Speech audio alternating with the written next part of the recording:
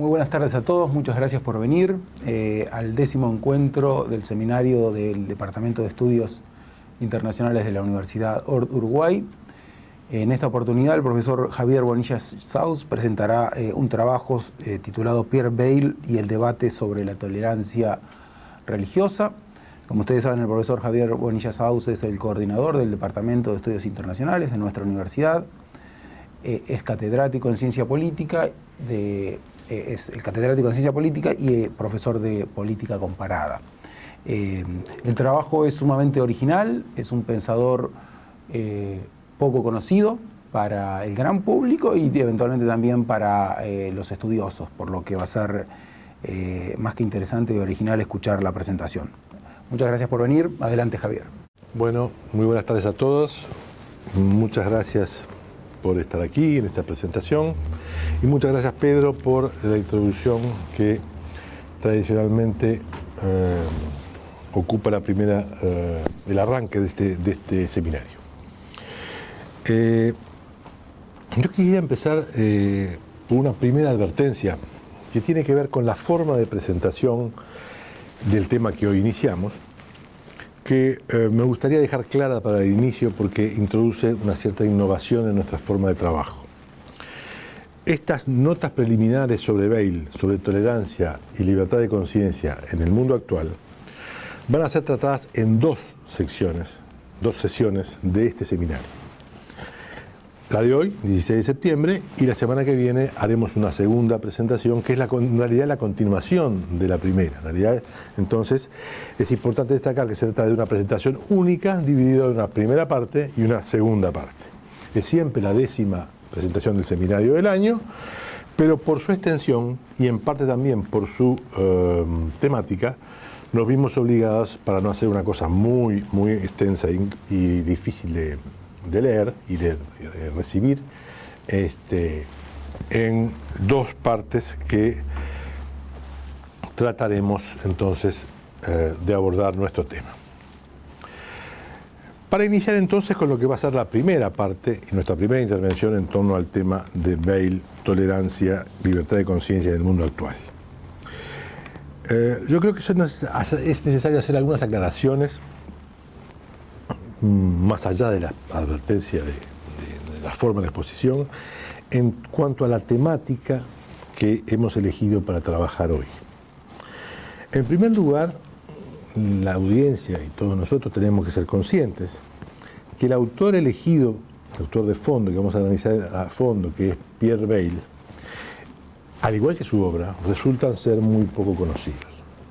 Yo sospecho que en nuestro país es un puñado de filósofos o politólogos que están informados de la obra y de la importancia de la obra de Bayle. Pero aún en países con un desarrollo académico bastante más grande que el nuestro, la figura de Bayle tampoco forma parte de las actividades docentes, ni de grado, desde luego, ni de posgrado tampoco, ni de doctorado, de manera regular. En realidad, lo que yo encontré cuando me puse a bucear un poco en torno a la obra de Bayle fue algunos grupos de investigadores que por razones diversas, muchos de ellos de origen protestante, por otra parte, porque Bayle es una figura del protestantismo, han hecho de Bayle una especie de su objeto de cariño y de estudio preliminar y fundamental, pero no hay una aceptación, una introducción, una presencia en la Academia Internacional de la obra de Bayle generalizada. Algunas hipótesis podría llamarse la desaparición de Bayle del panorama intelectual de Francia a partir de la segunda mitad del siglo XVIII y sobre todo después de la Revolución Francesa, mencionamos en el trabajo que distribuimos para este seminario.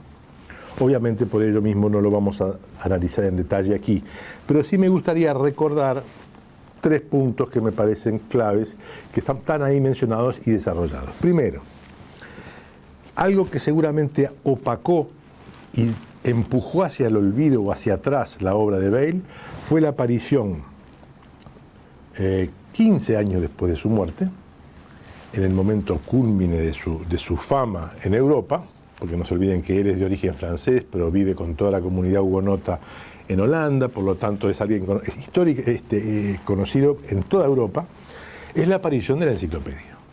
Cuando D'Alembert y Diderot lanzan el proyecto de la enciclopedia, en realidad lanzan un proyecto que es infinitamente más grande que el diccionario histórico-filosófico que Bayle había escrito él solo en su gabinete unas décadas antes. Entonces, la operación de la enciclopedia, que por cierto después es seguida por la aparición de la enciclopedia británica, no es en Inglaterra, es en Escocia o en Irlanda que aparece la enciclopedia británica, en Escocia. Y entonces, aquella cosa tan trabajosa como el diccionario, con aquellas entradas que tenían, cada palabra tenía un desarrollo de 14 o 15 páginas, se transforma en una cosa un poco obsoleta para un público ilustrado, cada vez más ilustrado, pero cada vez más preocupado por obtener información práctica y de uso cotidiano. En ese sentido, el diccionario de Bayle queda un poquitito anacrónico. El segundo elemento importante que hay que tener en cuenta, que empuja a Bayle hacia la historia y hacia el pasado, es el triunfo filosófico de la Ilustración, que se concreta casi inmediatamente después de la muerte de Bayle. Con lo cual, la Ilustración le infringe una derrota ideológica tan fuerte a la Iglesia Católica y a su permanente intención de doblegar la conciencia de los individuos, que toda la obra de Bayle, que estaba destinada a defender la tolerancia religiosa y la libertad de conciencia, de alguna manera queda, no diría yo obsoleta, pero redundante ante el éxito histórico de los llamados libertinos. Y es interesante esto porque la palabra libertino obviamente viene de la palabra libertad.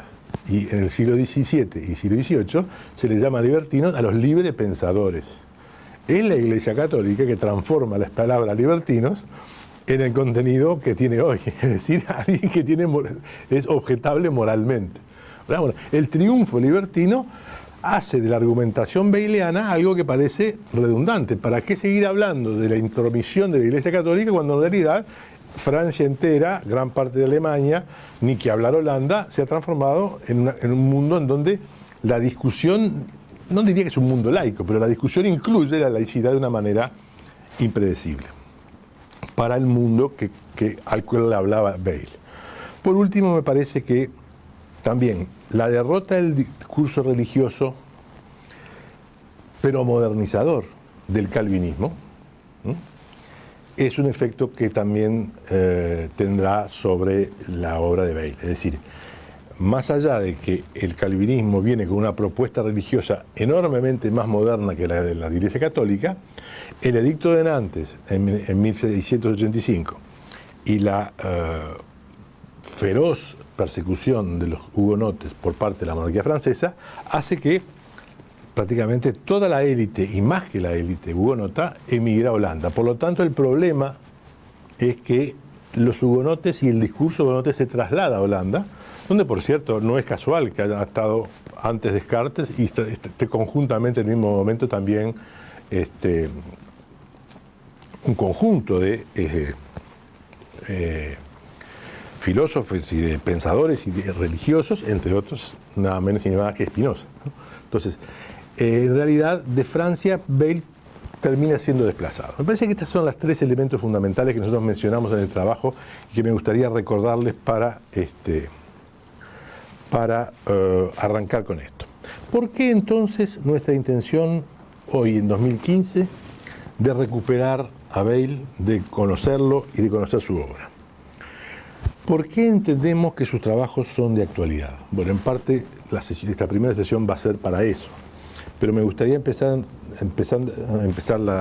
la conferencia con una cita de un filósofo francés que forma parte de estos círculos baileanos, se llama Jean-Michel Gros, que escribe con fecha 2014 y dice textualmente: leer a Bayle hoy es nuevamente urgente.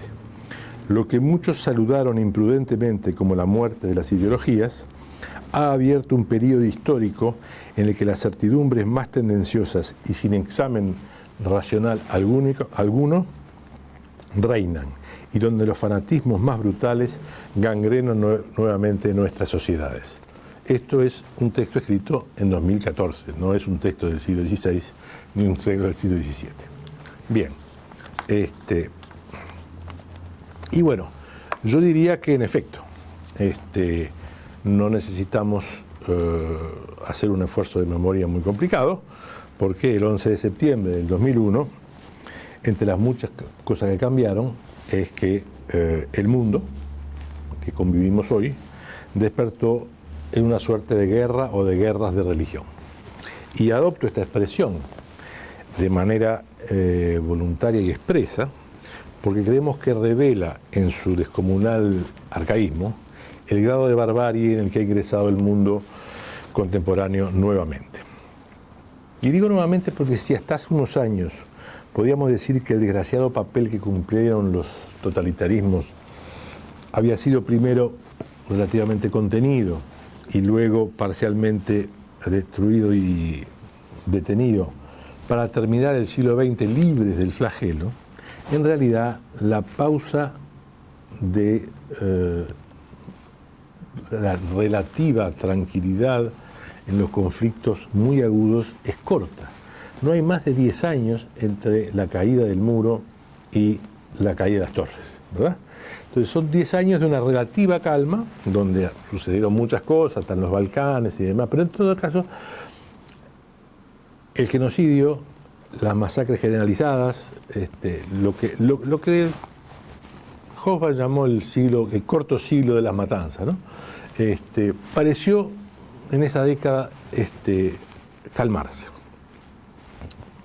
Me parece que se puede decir que a partir de 2001, que había síntomas previos, la humanidad se va a enfrentar nuevamente a una aparición de la barbarie. Es problemático saber si podemos llamarla todavía totalitarismo o una nueva forma de totalitarismo. En todo caso, me parece muy claro que la irrupción del yihadismo más extremo es la emergencia nuevamente de un formato político basado en la banalidad del mal y que por lo tanto de alguna manera se aproxima a la definición que Hannah Arendt nos hizo en otras se separa por cierto, pero la definición que Hannah Arendt nos hizo del totalitarismo que a ella más le interesó.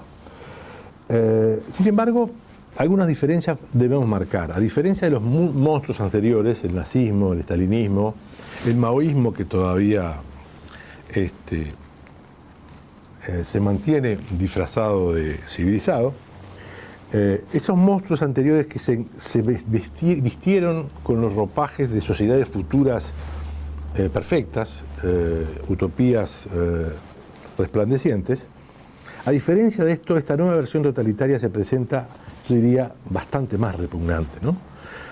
Que las tres empresas pseudomodernas de exterminar gente que mencionamos anteriormente, ¿no? ¿Por qué? Por lo menos lo vivo yo así, digamos. Yo diría que esta nueva tragedia que percibimos en nuestra vida cotidiana tiene la peculiaridad de presentarse como un proyecto altamente retrógrado, abiertamente retrógrado, que reivindica objetivos hacia el pasado. No nos inventa utopías, seguramente, como la palabra utopías indica, inviables, pero por lo menos fingían una construcción del futuro. Esto es fingir un futuro mirando para atrás, ¿verdad? No se promete el comunismo, no se promete la sociedad sin clases, no se promete la felicidad material, no se promete nada que tenga que ver con la vida cotidiana que nos rodea. Tampoco se promete siquiera una eternidad como los 1000 años del Tercer Reich, ¿verdad? ¿Qué se promete? Se prometen desde cosas casi folclóricas como las 11.000 vírgenes en el paraíso, hasta una revival de la gira en el año 632 después de Cristo. Es decir, es una especie de vuelta para atrás en el mundo, ¿no? En el tiempo. Este lote radical de islamismo, su versión más dura, y la corriente que los acompaña, porque hay una relación entre el yihadismo estricto y las otras corrientes musulmanas. ¿De qué hablamos? Hablamos del Estado Islámico, de Al-Qaeda, de Boko Haram, pero también están los hermanos musulmanes, el salafismo, los hermanos musulmanes, toda una sucesión de grises que constituye una constelación, donde lo que más se ve, obviamente, son los horrores del Estado Islámico y de Al-Qaeda.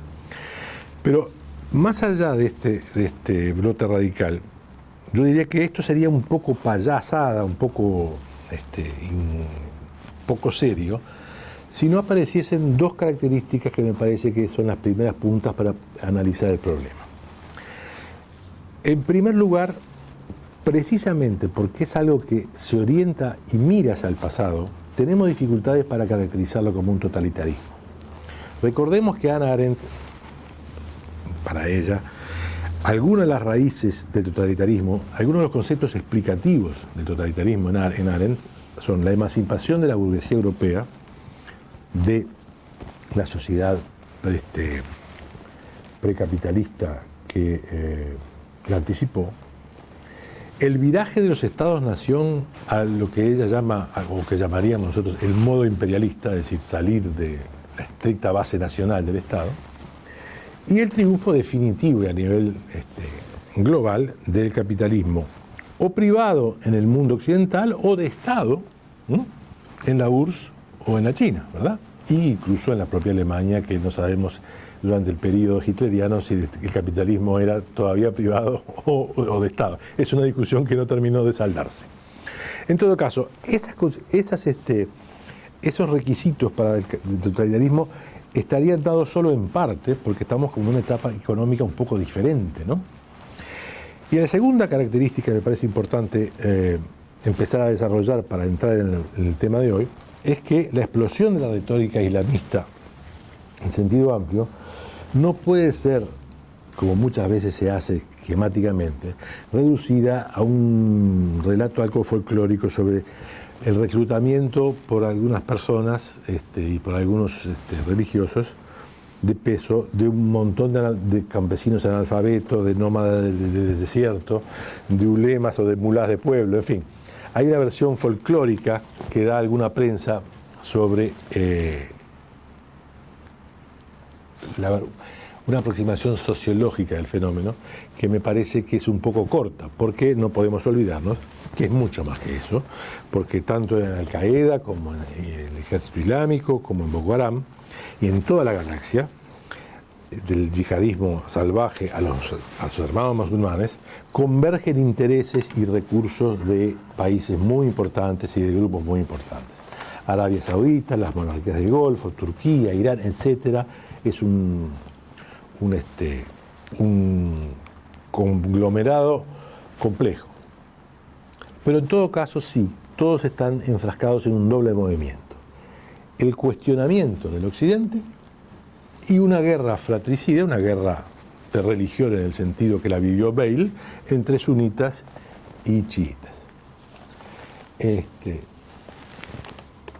Esta doble característica de la explosión yihadista del inicio del siglo XXI, explosión, como vimos, apoyados por muchos grupos significativos dentro del Islam, tiene estas dos características, que me gustaría reiterarlas, ¿no? Por un lado, el enfrentamiento frontal con Occidente. En buena medida, la relación con Occidente forma parte de la excusa de la segunda cuestión, que es la lucha entre sunitas y chiitas. Eso está señalando, y me gustaría dedicarle un instante a esto, una transformación mayor que está produciéndose o se está por producir dentro del seno de las sociedades musulmanas. ¿En qué podría consistir esa transformación? Bueno, no es fácil de decidirlo acá, no es fácil, esto implicaría un estudio que solo se está haciendo en parte, pero sí podemos tener un diagnóstico de cómo evolucionó el mundo islámico últimamente, en los últimos siglos y algo, y digamos que de alguna manera una larga siesta histórica del mundo musulmán se interrumpió con el cataclismo en parte causado por la irrupción de Francia y de Inglaterra en el Medio Oriente, pero también por el fenómeno de la revolución de Ataturk, que en el corazón de un imperio que había durado siglos, produce un proceso de secularización y de modernización violentamente autoritario. Me gustaría subrayar esto. Es decir, todo lo bueno que tiene y lo moderno que trae Ataturk lo trae por la vía del autoritarismo, que no es lo mismo que los largos procesos de modernización y de secularización que vivieron otros países que nunca fueron tampoco particularmente hechos con mano de seda, pero entre el modus operandi de la modernización turca y el proceso de descentralización de la monarquía española o francesa hay diferencias notorias, más no en el tiempo, además en la forma, en la temporalidad. Entonces, me parece que desde esa fecha, desde la fecha en que 1923, 24, 25, que Turquía desaparece como imperio y se transforma y se quiere transformar en una república moderna, la civilización islámica, y digo bien la civilización en el sentido francés, es decir, toda la concepción que es más que cultura en el sentido alemán, todo el mundo islámico y los musulmanes, con la excepción de Turquía, que quedaron un poco como fuera del proceso, el mundo islámico quedó suspendido en el tiempo. Un pie en el mundo de Mahoma y otro pie ante la posibilidad de seguir el camino turco, el camino que esboza el propio Egipto, pasó un poquitito más tarde, ¿verdad? Pero que tampoco llega a culminarse. Hay una expresión en la Academia Norteamericana que ha tenido mucho éxito últimamente, que es la categoría de Estado fallido. A mí no me convence demasiado, aunque obviamente la bibliografía es muy grande, ya seguramente hay trabajos que han afinado más el tiro, pero siempre me ha parecido que en muchos casos, lo que la expresión pretende describir y pretende analizar es construir los fracasos de aquellos estados que no lograron ser estados modernos, que no es lo mismo que un estado fallido. Arabia Saudita o Irán, yo no sé si son estados fallidos. Yo sé que son teocracias despóticas, ¿verdad? Estado teocrático y despótico, pero fallido no.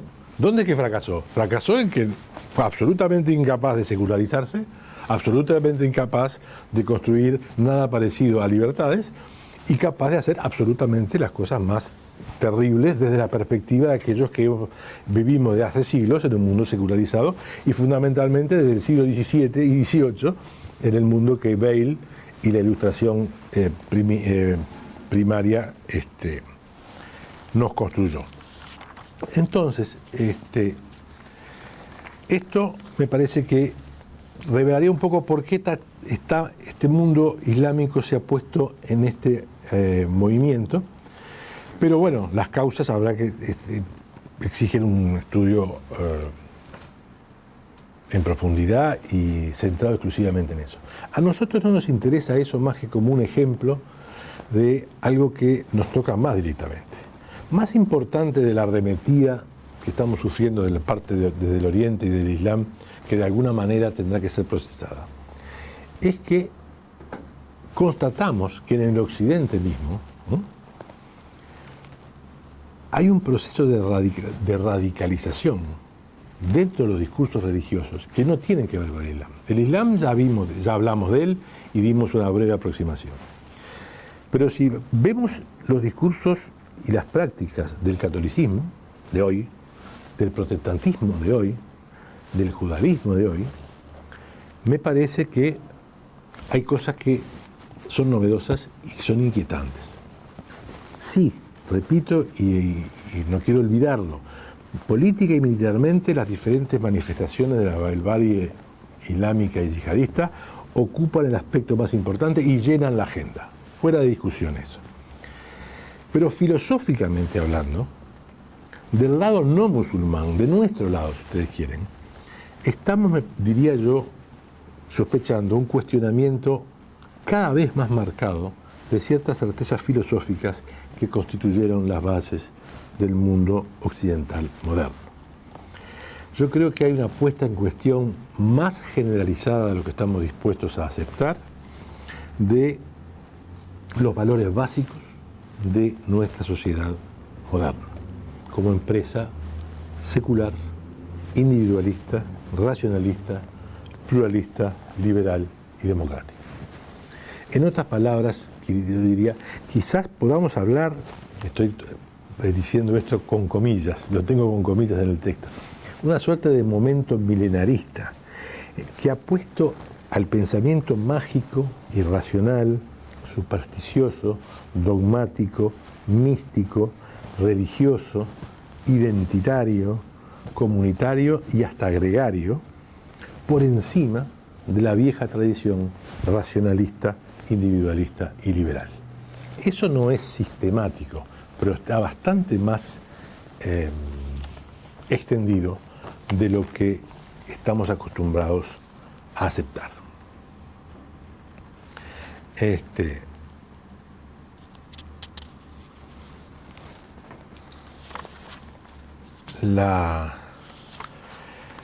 Yo creo que esto es muy importante, porque es además lo que nos lleva a trabajar sobre Weil.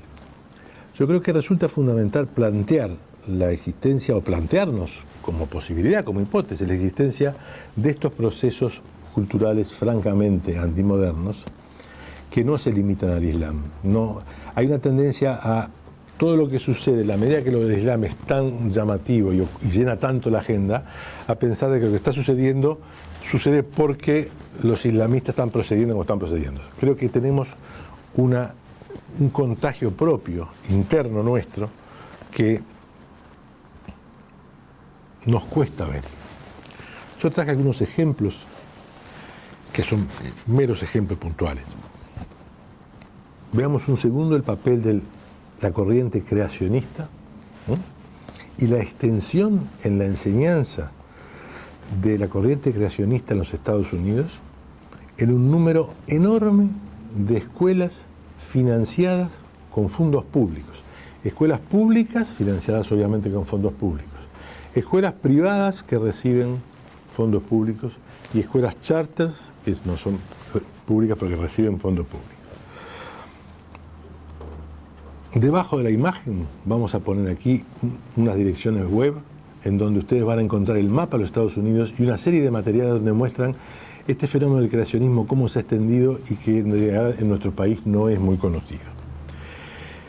Estados como Luisiana, Tennessee, Miami, Georgia, Michigan, Indiana, incluso en parte Texas, están algunos atiborrados de escuelas de corrientes creacionistas, donde el creacionismo es reconocido como la doctrina oficial de la escuela.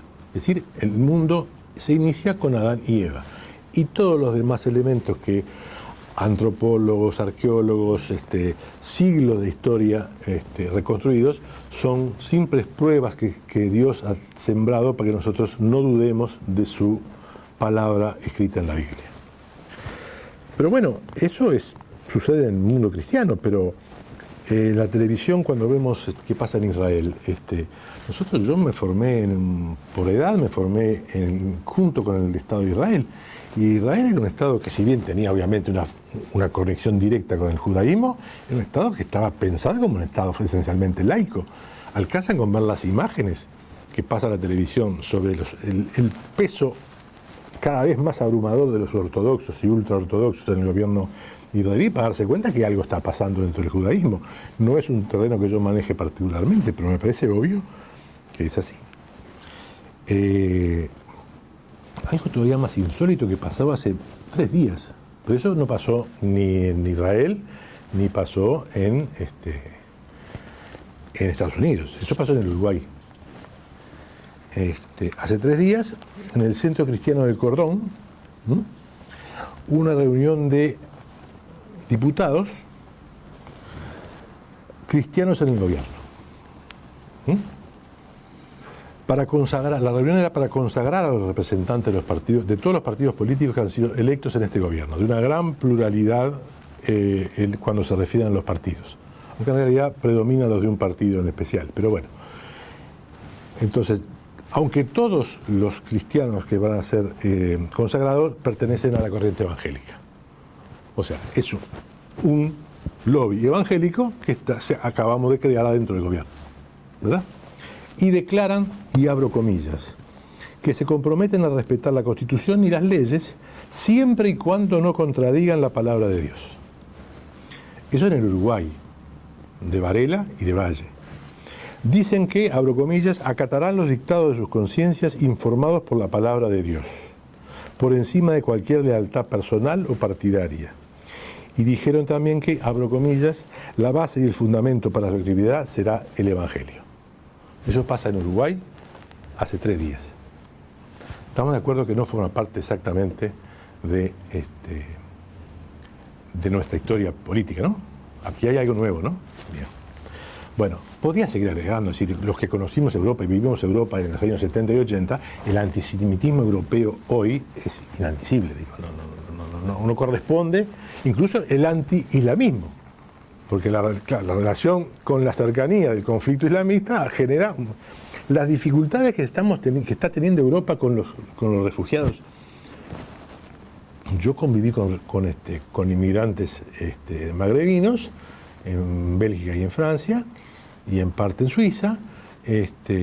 Siempre había algunas dificultades culturales previsibles, pero ¿ustedes vieron las cifras que se están discutiendo en la Unión Europea? ¿Cuánto vamos a recibir?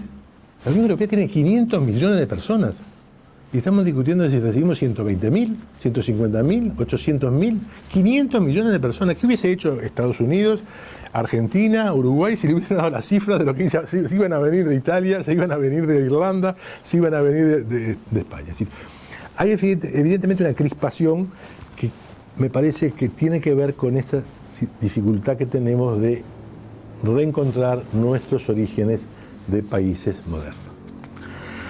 ¿A qué nos reenvía entonces